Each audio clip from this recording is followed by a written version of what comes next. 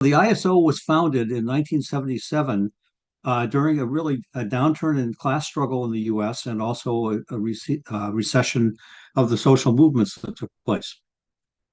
It was founded out of the left faction, which was a faction within the International Socialists, which was a group that was founded in 1969 um, and was a third camp Trotskyist organization. That is, it didn't support the Eastern Bloc or the Western Bloc. It was a revolutionary organization that believed in the third camp of self-emancipation of the working class. Um, the ISO saw that the IS, the International Socialists, were moving to the right, and they rejected industrialization, or what is often called today implantation. That is the idea of sending students and other people into industries that they wouldn't otherwise go into and to organize as revolutionaries. And we also saw that the IS was beginning to accommodate to the trade union bureaucracy. So these were a couple of the reasons that the ISO was formed. It grew from about 75 members in 1977, and it put out a monthly newspaper as early as April 1977 called Socialist Worker. It was initially backed and supported by the International Socialist Tendency, of which the Socialist Workers' Party of Great Britain was the main organization. In 1983, there was an actual rank and file revolt within the ISO. Up until that time, we had had just one national officer, a national secretary. And as a result of this rank and file revolt and a special convention, that person was ousted from their position, and instead a steering committee was set up. And this steering committee initially met in Indianapolis because some of the members were in Cincinnati and others were in Chicago. Before long, the organization moved its headquarters to Chicago. ISO was involved in strike support work, and within a couple of years began a campus orientation, that is trying to set up branches on college campuses. It was involved in South Africa solidarity work, and the ISO really began to take off in the early 90s, especially around the Gulf War. It set up student anti-war coalitions and was involved in anti-Klan organizing. It grew to close to 1,000 members at one point in the 90s, and it had many accomplishments. One of the accomplishments was that it was the largest revolutionary group for several years in the 90s, up to its collapse. It had relatively consistent revolutionary education. It had a good interventionist political newspaper. It developed hundreds of Marxist cadre, although how it developed those cadres had limitations, which I'll get into in a minute. It had active intervention in unions. It was instrumental, for example, in setting up the Coalition of Rank and File Educators in Chicago, which led to the 2012 Chicago teacher strike. It was also instrumental in teacher organizing in Los Angeles, New York, Seattle, and other places. It was active among nurses, SEIU, et cetera, and wherever it could, it helped to build rank and file caucuses in opposition to conservative labor bureaucrats. The ISO was able to form Haymarket Books, which is still one of the best radical publishers in the United States. It helped to form the campaign to end the death penalty, which had impacts around the country and especially in Illinois, where the death penalty was finally gotten rid of. It was very active around the issue of gay marriage, including helping to form a national demonstration around that issue. It had large contingents in national marches. It was active against the World Trade Organization in the late 1990s. And it was involved in anti-war activity in 1991, 2003, both locally and nationally. And in 2001, as a result of the attacks on the World Trade Center, et cetera, it immediately put out a special edition of Socialist Worker with the headline being, "Don't Turn Tragedy into War." It was very active in forming the socialism conferences, which were the largest revolutionary conferences of revolutionary socialists in the United States. It published International Socialist Review, which was a quarterly Marxist journal of theory, which was excellent. It split with the British SWP and the International Socialist Tendency in 2000, in the year 2000 and 2001, over accommodation that the British SWP was making towards the anti-globalization movement. The British SWP said that that movement, that socialists were in 90% agreement with that movement, and tried to downplay any differences, moving away from Leninism, that is downplaying the need for cadre in Leninist organization. The leader of the British Socialist, one of the leaders of the British Socialist Workers' Party, Alex Kolikos, actually came to the U.S. in 2000 and told the ISO that they should give up on the campaign to end the death penalty and instead just focus on what they called the anti-capitalist movement, or what we call the anti-globalization movement.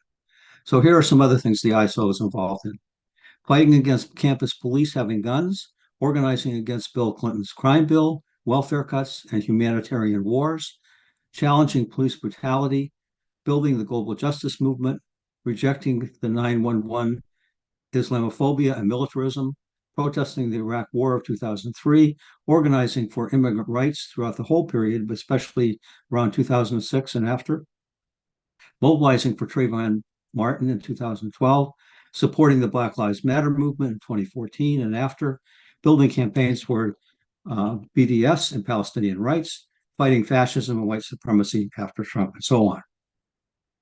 The demise of the ISO came about, I believe, because of some underlying weaknesses. The ISO had inherited from the SWP in Britain a form of organization which is known as Zinovievism, based on Zinoviev, who was a leader of the Bolshevik Party and was actually head of the Communist International for a period in the early 20s. Zinoviev called for the communist parties to become what he said, what he called, to undergo a process of what he called Bolshevization. That is, turning the parties in a more rigid and top-down direction with limited faction rights, more militaristic. And this kind of change led to later to the Stalinization of the parties when Stalin took power in Russia in the late 1920s. This approach to organization saw that the active element in a party was the elected leaders rather than the members. It saw the relationship of members to leaders as being the same as the party to the class. We need to remember that under Leninist idea of the party is the most advanced revolutionary section of the class, which organizes together to influence the rest of the class to take power. And in this view, and this is a Zinovievist view, that was the same relationship that the leadership had to the membership of the party. In other words, the leaders had all the answers. The party members just had to be won over to the perspectives of the leaders, rather than a dialectical interaction between leaders and ordinary rank and file members. This is expressed by Tony Cliff, a leader of the International Socialist Tendency, as the organized distrust of the members by the leaders. This approach inhibited cadre development. One expression of this in the ISO was the election of leadership bodies by slates. So every convention, the outgoing steering committee would propose a new steering committee slate that would be elected up or down. Usually that steering committee slate would be pretty much the same as the current steering committee, maybe with a few additions here and there. This meant that people voting against the slate were seen as kind of not being real loyal members of the organization. And this meant that the steering committee pretty much stayed the same, or at least retained most of the same leaders from the time it was set up in 1983 until 2019, when the organization collapsed. There was undemocratic political expulsion of some factions without a clear political rationale and little explanation to the membership. Now, another problem was lack of clarity of the program. There was the Where We Stand, which was supposedly the basis of what members joined, but there was underlying issues as well that people had to agree to if they were considered to be good members. So there was lack of clarity on the distinction between fundamental politics that were the basis of the organization, and just majority positions that people could disagree with and have minority positions and still be good, solid members. That is something that needs to be clarified in any revolutionary organization. There was a back and forth on emphasis on organization versus movement work, a back and forth on education. And I think one key problem that led to the demise was too much of a focus on winning liberals rather than on radicalizing elements. The slogan from the National Steering Committee was, "Our audience is to our right." This was too limited. Some of our audience of the ISO and revolutionaries today is to our right, that is radicalizing liberals who could be won over to Marxism. But there are others who are already on the far left who need to be convinced of Marxism, and they are also our audience. The slogan, "Our audience is to our right," would be more appropriate for a mass party on the verge of revolution. Then the party would have to win over the majority of the working class. However, the goal of a small propaganda group is not that. It is instead to win over and solidify people radicalizing and win them over to Marxism to form the basis of a party. This misunderstanding of the Leninist project led to an opening to opportunism. We need to remember that the revolutionary organization will be a minority until the revolution. As Lenin sometimes said, better, fewer, but better. Now, this does not mean we don't want to grow. Of course, we want to grow, but we have to grow on a solid revolutionary basis. Related to this was a fetish on the Democratic Party as opposed to a rejection of all bourgeois politics. Of course, rejection of the Democratic Party is absolutely essential. It's a bourgeois imperialist party, and there should be no support for it. However, the Democratic Party does not exhaust all bourgeois politics. For example, in the year 2000, the ISO supported the Nader campaign. And the reason for this was they wanted to break people away from the Democratic Party, which is an admirable goal, but breaking them to another form of bourgeois politics is not an admirable goal. Nader was not a socialist, nor was he a representative of the working class. The ISO actually formed an alliance with the Green Party and even ran ISO members as on the Green Party ticket in certain cases. This problem went back to the International Socialist and the Peace and Freedom Party. When they, in 1968, they helped to form a party which was not socialist or working class, but instead was an anti-war party, and they helped to register 100,000 people in California on that for that party. Finally, there was another problem was confusion on the question of oppression. The ISO was correct in general in rejecting class reductionism, formally at least, and separatism. However, under the influence of the British SWP, they rejected feminism, saying that all feminism was bourgeois feminism, not seeing the possibility of a Marxist form of feminism. And this led to this kind of closet class reductionism, led to the ISO being bad on caucuses within the party, for example. In theory, Black people, women, other oppressed groups had the right to form caucuses within the organization to fight against sexism, racism, and so forth.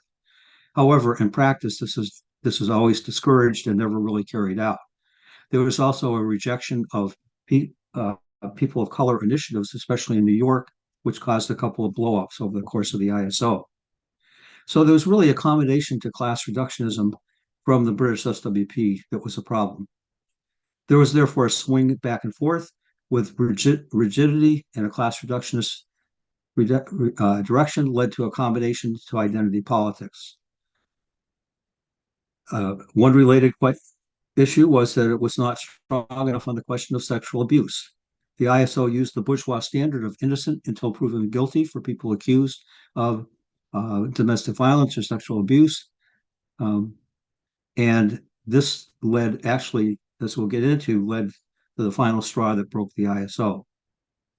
Up until the very end, the ISO was growing very well in some branches and not so well in others. However, it was still brittle due to Zinovievism, and there were grievances over oppression. The major issue I think politically, that moved the ISO in a bad direction was the underlying opportunism which led to the pull of the DSA and Bernie. Sections of the ISO, especially a faction called Socialist Tide, actually called for supporting for Bernie. This is a violation of the fundamental ideas of the organization, but was tolerated by the leadership and led to a debate in Socialist Worker showing the advanced influence of reformism in the ISO. The 2019 convention was finally able to elect a new leadership, an expanded leadership. One of the factions that came into leadership was the Independence and Struggle faction. It called for a new stress on agitation and not on organization. It downplayed the essentials of organization, like weekly meetings. The convention also attempted to rectify errors on oppression. Finally, what did the ISO in, the straw that broke the camel's back, was the rape cover-up allegation. In March of 2019, there was an expose of the poor handling of a rape allegation by the steering committee back in 2013. This, combined with the pull of DSA and opportunism and away from organization, led to an explosion. There was a moralistic response by many people in the ISO. This is a paraphrase of the attitude. It was not a quote from anybody, but it was like, we have failed. We are unworthy to argue our politics. So there was a vote to dissolve, which for the first time, I believe, in revolutionary history, included allowing people to vote who had already quit the organization. So there was a vote to dissolve the organization. And the result of this was no accountability, because there was no organization to hold those people who had made big errors on the rape allegation accountable. After the ISO, people went in different directions. Some went into DSA, some went into Tempest, which has a magazine, which usually has very good articles. Some of the Tempest people were also in DSA and tried to intervene within it. Others set up Spectre as a magazine, which has really good revolutionary theory, although it was very weak on the organization question. There was Rampant, which is another good magazine that was put out in Chicago. I think we need to learn some of the lessons of the ISO. We need to resist opportunism with clear politics. We need to not be afraid to be a minority, even sometimes a small minority. We should not try to act as a mass party before becoming a mass party.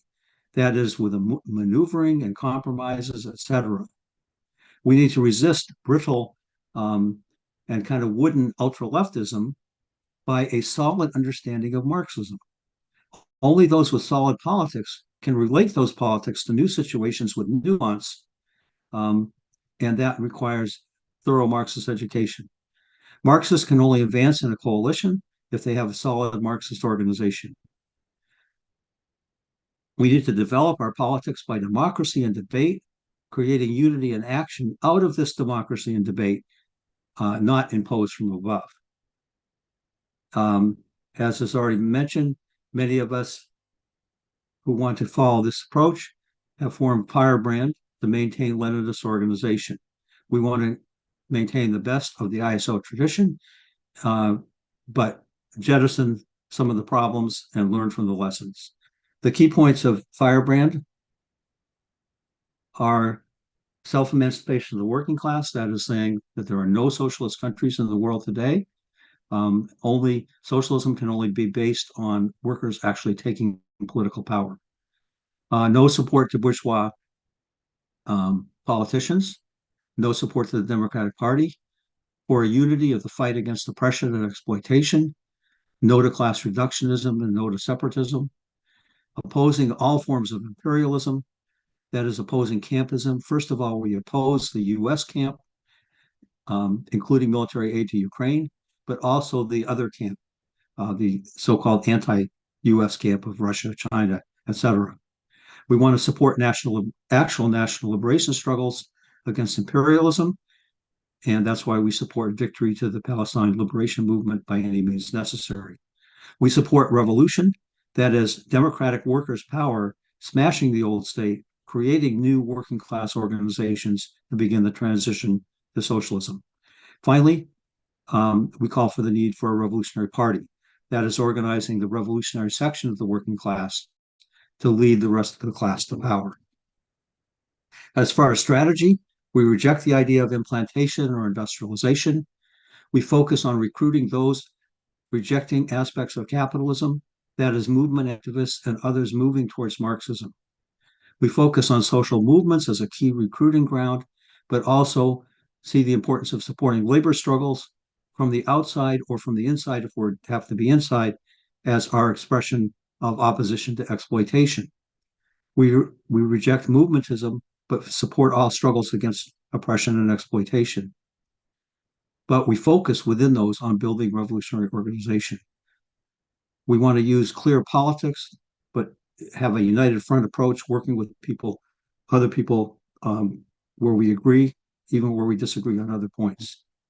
Our key goal is to build cadre, that is, Marxists who understand the politics and can carry them out in practice, and therefore use this cadre to influence and merge with the developing vanguard. So this is our overall general approach, and I'll open it up to discussion.